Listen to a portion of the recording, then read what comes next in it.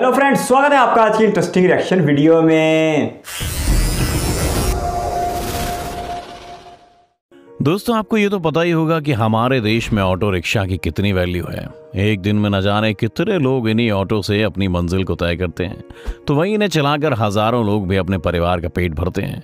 वैसे तो ये ऑटो तेज बारिश हो या धूप, किसी भी सिचुएशन में आपका साथ नहीं छोड़ते हैं, लेकिन भारत के ज्यादातर हिस्सों में चलने वाले ऑटो रिक्शा आपको साउथ मुंबई में कहीं भी दिखाई नहीं देंगे। इनकी जगह आपको 2020 तक साउथ मुंबई में काली पीली कलर वाली टैक्सी चलती हुई नजर आती थी, लेकिन आज के समय में इनकी जगह कैब्स ने ले ली है। लेकिन इस एरिया में आखिर ऑटो क्यों बैन है, आइए जानते हैं इस वीडियो में। इन ऑटो को बैन करने के वैसे तो कई रीजंस हैं जो हम आपको आज के इस वीडियो में बताने वाले हैं। सबसे पहले बात करें 2018 में आई एक रिपोर्ट की, तो मुंबई में चलने वाले 1000 में से 70% ऑटो चलाने वाले लोग यूनिफॉर्म नहीं पहनते और अपने नाम का बैज भी नहीं लगाते।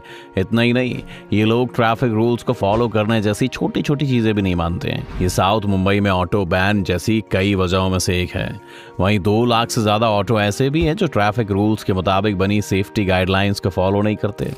इनमें ओवर स्पीडिंग, लिमिट से ज्यादा पैसेंजर्स को बिठाने के साथ कई बार इनमें दरवाजे भी नहीं होते, जिसकी वजह से ट्रैवल कर रहे लोगों के साथ लूटपाट के चांसेस बढ़ जाते हैं। इसके बाद बात करें इस एरिया की, तो ये काफी पुराना है और इसे ब्रिटिश टाइम में अंग्रेजों ने डेवलप किया था। यहाँ की सड़कें इतनी पतली हैं कि कभी कभी यहाँ ट्रैफिक को मैनेज करना काफी मुश्किल हो जाता है। इतना ही नहीं, भारत को मिली आजादी के बाद भी यहाँ काफी एरिया ऐसा है जिसे बनाया गया है, लेकिन जगह कम होने की वजह से यहाँ फ्लाईओवर जैसी चीजें बनाना आज तक पॉसिबल नहीं हो पाया है। इसलिए मुंबई ट्रैफिक पुलिस ने शहर के दूसरे एरिया के कंपैरिजन में यहाँ के ट्रैफिक रूल्स काफी सख्त बनाए हुए हैं, जिन्हें तोड़ने पर आपको अच्छी खासी जेब ढीली करनी पड़ सकती है। वहीं यहाँ ड्राइव करने वाले लोग ये फील कर सकते हैं कि यहाँ गाड़ी चलाना कितना मुश्किल काम है, क्योंकि ये तो हम आपको बता ही चुके हैं कि यहाँ के रास्ते बहुत ही कॉम्प्लिकेटेड हैं। लेकिन ट्रैफिक रूल्स की बात करें तो यहाँ single side turn system, 1 way traffic से लेकर पार्किंग जैसे सभी रूल्स बहुत ही स्ट्रिक्ट हैं। वहीं सरकार का ऐसा मानना है कि ऑटो रिक्शा चलाने वाले ये ड्राइवर नेसेसरी रूल्स को फॉलो नहीं करते हैं, इसीलिए उन्हें यहाँ ऑटो चलाने की इजाजत नहीं मिलती है। काली पीली टैक्सी, वैसे तो इस एरिया में ऑटो ना चलने के कई रीजन हैं, लेकिन आपकी जानकारी के लिए आपको बता दें कि काली पीली टैक्सी भी इसके लिए कहीं हद तक जिम्मेदार रही हैं। साल 1964 में शुरू हुई इस टैक्सी को लंबे समय तक मुंबई की पहचान के तौर पर देखा जाता था और जनता का भी इसे खूब प्यार मिला, लेकिन आज ये बंद हो चुकी है और इसकी जगह आपको आज के समय में चलने वाली कैब साउथ मुंबई के किसी भी एरिया में बड़े आराम से चलती हुई नजर आ जाएंगी। लेकिन ऐसा क्या है जो सरकार यहाँ टैक्सी चलाने का परमिट देती है लेकिन ऑटो चलाने का नहीं? चलिए वीडियो में आगे बढ़ने से पहले इसका रीजन भी बताते चलते हैं।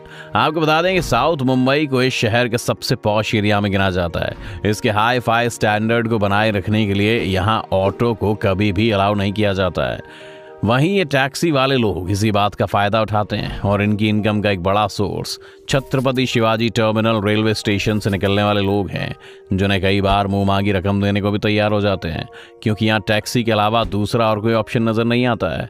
वहीं इस एरिया में चलने वाली टैक्सी का किराया ऑटो रिक्शा के मुकाबले काफी ज्यादा होता है, इसीलिए अगर सरकार ऑटो को चलाने के लिए परमिट दे देती है तो सस्ता होने की वजह से लोग टैक्सी से ज्यादा ऑटो से ट्रैवल करेंगे। इससे टैक्सी चलाने वाले लोगों का बिजनेस को काफी नुकसान हो सकता है। बस इसीलिए जब भी यहाँ ऑटो रिक्शा चलाने वाले लोग साउथ मुंबई में अपनी एंट्री करने की डिमांड करते हैं तो यहाँ बनी टैक्सी यूनियन इस बात का विरोध करने लगता है। इतना ही नहीं, हर साल चुनाव और उससे पहले मुद्दा कई बार उठाया जाता है, लेकिन दोनों के बीच ये विवाद इसी तरह चलता रहता है। इसीलिए एक और रीजन है जिसकी वजह से यहाँ ऑटो रिक्शा को बैन किया गया है। बड़ी बड़ी कंपनीज के ऑफिसेस, अगर हम बात करें वर्ली से लेकर कुलाबा तक की, तो ये साउथ मुंबई के वो हिस्से हैं जो बहुत ही पॉश एरिया में आते हैं। कई बार विदेश से आने वाले बड़े बड़े सेलिब्रिटी और बिजनेसमैन भी यहाँ बने 5 स्टार होटल्स में रहते हैं। इसके साथ ही बीएमसी के कई गवर्नमेंट ऑफिसर्स के ऑफिसेज भी यही हैं। इन सभी चीजों को देखते हुए इस एरिया का सरकार ने एक हाई स्टैंडर्ड मेंटेन किया हुआ है। इतना ही नहीं, यहाँ कई बड़ी देसी और विदेशी कंपनियों के ऑफिस भी हैं। यहाँ मिलने वाली लग्जरी फैसिलिटी ही इस एरिया को इतना महंगा बनाती है। चलिए अब जानते हैं कि आखिरी रीजन जो शायद आपको चौंका सकता है, क्योंकि इस एरिया में रहने वाले ज्यादातर लोग यहाँ पर ऑटो रिक्शा चलने नहीं देना चाहते हैं, क्योंकि यहाँ चलने वाले ऑटो की वजह से उनकी गाड़ियों को पहले कई बार नुकसान हो चुका है। यहाँ रहने वाला क्राउड पॉलिटिकल नजरिए से देखें तो काफी इन्फ्लुएंस रखता है, इसीलिए सरकार कुल मिलाकर इनकी बात को इग्नोर नहीं कर सकती है। ये तो आपने जान लिया कि क्यों साउथ मुंबई में ऑटो को बैन किया गया है। अब जानते हैं काली पीली टैक्सी का इतिहास। पिछले 6 दशक से मुंबई की सड़कों पर शान से दौड़ने वाली काली पीली टैक्सी अब सिर्फ आपको फिल्मों में देखने को मिलेगी, जो एक समय में मुंबई की जान कही जाती थी। वहीं आपको बता दें कि साल 1964 में से मुंबई की सड़कों पर उतारा गया था। इस टैक्सी के मॉडल का नाम कई बार बदला गया। लॉन्च के शुरुआती 1 साल बाद इसका नाम सबसे पहले प्रीमियर प्रेसिडेंट रखा गया, जिसे बाद में बदल दिया गया। उस वक्त मुंबई में इस मॉडल के लॉन्च होने से पहले दिल्ली और कलकत्ता में इसका लोगों के बीच क्रेज जबरदस्त था। साल 1974 में इसका नाम बदलकर प्रीमियर पद्मिनी कर दिया गया, जिसे इसके बंद होने तक इसी नाम से पहचाना गया। इस टैक्सी की पॉपुलैरिटी 70 और 80 के दशक में इतनी ज्यादा बढ़ गई कि 90 के दशक आते आते ट्रांसपोर्ट डिपार्टमेंट में लगभग 63,200 रिकॉर्ड तोड़ टैक्सी रजिस्टर की गई। लेकिन साल 2000 में अलग अलग कारणों से इसका कंपनी ने प्रोडक्शन करना बंद कर दिया। लेकिन तब तक लोगों के दिलों में राज करने वाली इन टैक्सी की संख्या तकरीबन 3000 थी, जो एंड में इसके बंद होते होते सिर्फ 50 रह गई थी। बता दें कि साल 2020 में इन्हें पूरी तरह से मुंबई की सड़कों से हटा दिया गया है और अब ये केवल इतिहास के पन्नों में ही रह गई हैं। इन टैक्सियों के बारे में एक और ख़ास बात यह है कि इन्हें कई बॉलीवुड फिल्मों में दिखाया जा चुका है। तो दोस्तों, आपके हिसाब से इसका सलूशन क्या होना चाहिए?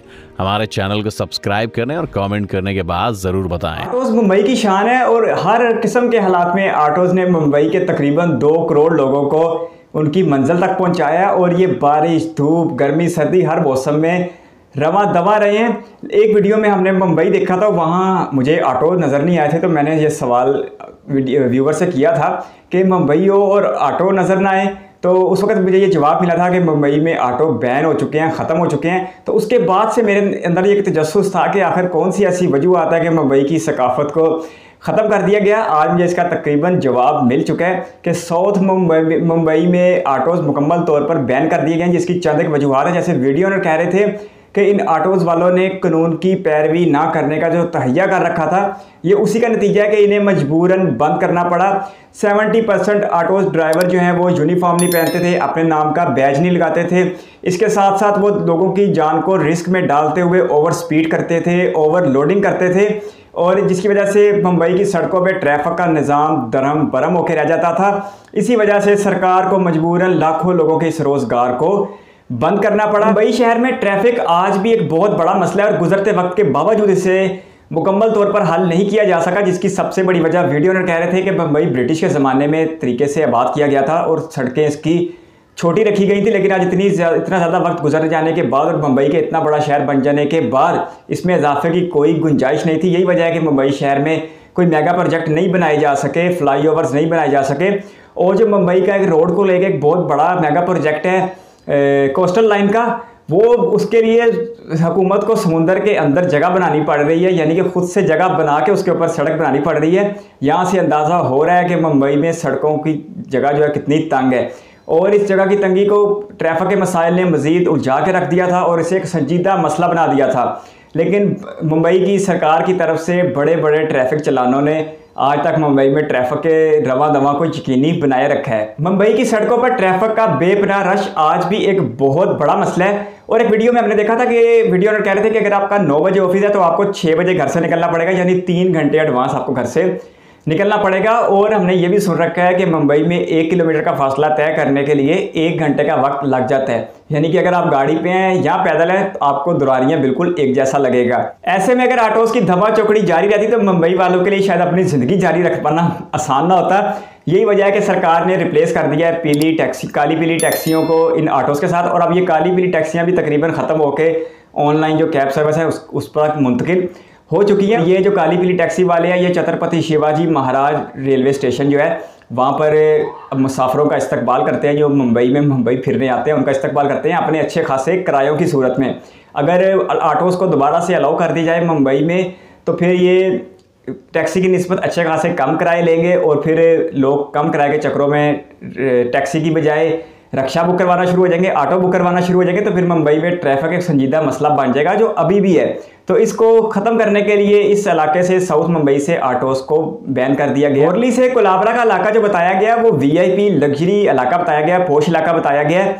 वहाँ पर गैर मुल्की कंपनियों के दफातर हैं, खुद इंडिया की बड़ी कंपनियों के दफातर हैं। इसके साथ साथ वहाँ पे 5 स्टार होटल्स हैं और वहाँ पर गैर मुल्की सियाह भी बड़ी तादाद में आते हैं। ताजमहल और इंडिया गेट जैसे वीआईपी इलाके भी जिस तरह वीडियो में नज़र आ रहा था कि उसी इलाके में है, जिसकी वजह से वहाँ पर ऑटोज़ का दाखिला बंद कर दिया गया है और पीली काली टैक्सियों को जगह दी गई है ताकि वो फ़ौरन टूरिस्ट को उनकी मंजिल पर पहुंचा सकें। इसकी वजह से ट्रैफिक का फ़्लो भी डिसिप्लिन के साथ रहता है और जो फ़ौरन टूरिस्ट हैं वो मुंबई में अच्छी जगह देखने आए हैं, ना कि वो मुंबई का रश देखने और मुंबई के ऑटोज़ देखने आए हैं। तो सच में मुंबई की एक शान थी ये ऑटो। कहीं ना कहीं इससे मुंबई की जो अपनी एक सकाफत थी उसको फ़र्क ज़रूर पड़ा है, लेकिन ट्रैफिक का फ़्लो रखना हुकूमत की जिम्मेदारी है और 2 करोड़ से ज़्यादा आबादी वाले इस शहर में ज़िंदगी को रवां दवा रखना भी हुकूमत के लिए बहुत ज़्यादा ज़रूरी है, क्योंकि मुंबई इंडिया का फाइनेंशियल कैपिटल है और इंडिया के तूलो अर्ज़ से लोग यहाँ पर रोज़गार के लिए आते हैं।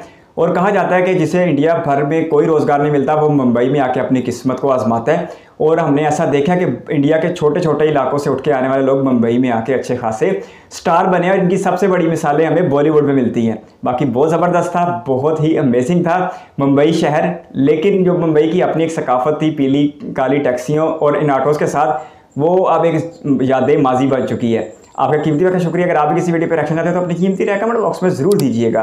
इस वीडियो को कीमती समय देने के लिए बहुत सारा धन्यवाद।